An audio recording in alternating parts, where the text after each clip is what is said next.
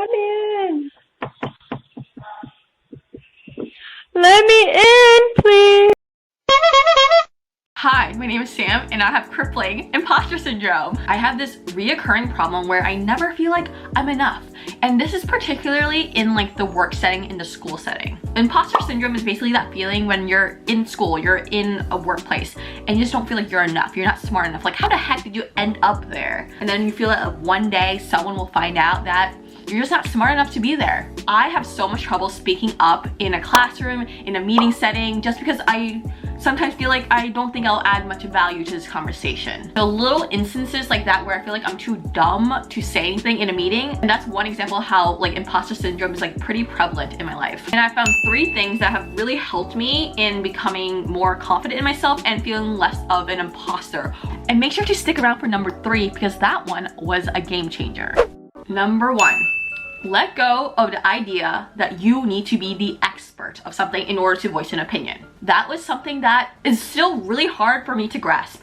I've always like looked up to like professors or people like who had years and years of experience, and that their opinions were more valuable than mine because they had like all these experiences to back it up. But that idea that I have to be an expert before I voice my opinion, that was holding me back so much. I want you to ask yourself, do you have unreasonably high standards for yourself? Sometimes we can be our worst enemy. I think the secret to life, at least what my mentors have told me, is that no one really knows everything. And if it looks like someone knows everything and they got their stuff together, in reality what that means is just they've learned to not let that affect their life. It's okay to not know everything. It's okay to not be the expert. What you really have to do is be comfortable with not knowing and be confident in knowing that you will be able to figure it out. Like, there are so many things that I don't know, but I know I have the means, I have the skill set to figure it out on my own. I know how to get to that answer, how to solve that problem, and that is the key. Let go of the idea that you need to be the expert of everything. You don't, and that's fine.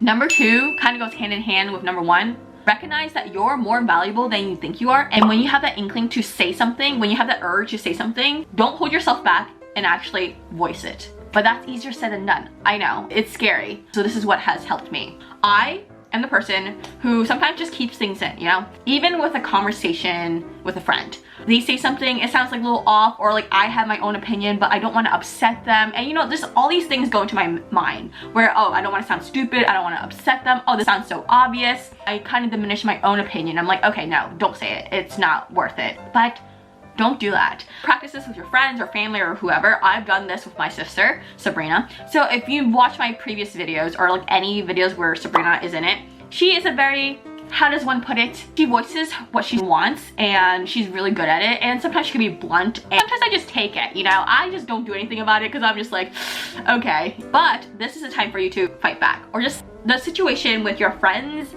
or with your family, it tends to be lower stake than if you were at your workplace. So practice with your friends and your family. Sometimes when Sabrina like roasts me or when she like says something, I say something back. Of course, I'm terrified of how she's gonna respond because she's really good at those comebacks. Like, she's gonna, if she wants to hurt me, she knows how to. I mean, obviously, because we're sisters and she knows my pain points, not that she does that. It is scary. It's still scary doing that with your friends or your family, but that's a good way to practice it first. With my friends or with Sabrina, I have learned to kind of just voice my opinion. And the thing is, as you do it more and more, you become more confident. Then you can move on to when you're in a meeting at work or at school or a group project. Once you've practiced this enough, you feel more confident to do that in that type of setting. Of course, it's higher stakes. It's still scary. I'm still terrified if I voice anything. Even like when I'm on Zoom, when I unmute myself and I say something, I'm just terrified. I'm just like, I hope they don't think I'm dumb. You have to recognize that you're doing yourself a disservice and people around you a disservice if you don't speak up. Sometimes there are other people in the room who may have had that same thought, but they were too scared to say it. So like, it really does a great service for you to just speak up and say what you have to say.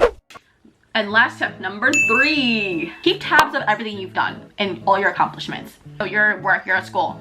Literally write down all the things that you have done, like as you are doing it. I don't know about you, but I have trouble with my like resume sometimes because like I always leave the internship or whatever thinking, wait, I don't think I've done anything. And I just diminish all the things I've done. So what you do instead is every time you do like a specific project, specific task, write it down. Like, these could be like very little things or it could be like bigger things. but just recognize those accomplishments. Write it down. And when you're feeling down about yourself, when you're feeling, oh, I'm not smart enough, why am I here?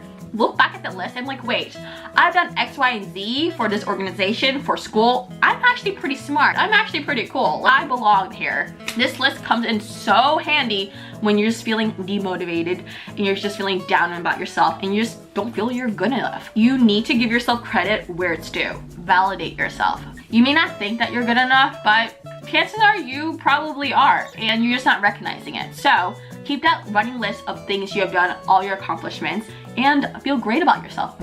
I hope that these tips help you when you're feeling like you're not good enough. I want to clarify that sometimes I still feel like an imposter, but these tips and these things I've been doing have really helped, and it's no longer like a debilitating feeling anymore. I'm better able to handle it, and I think that's great. I think that's a sign that I'm growing more confident, which we all love. Comment down below if you have any tips in terms of like how you combat imposter syndrome. What do? I'm always open to learning new things on how to cope with it. I hope you guys enjoyed this video, and I'll see you in my next one.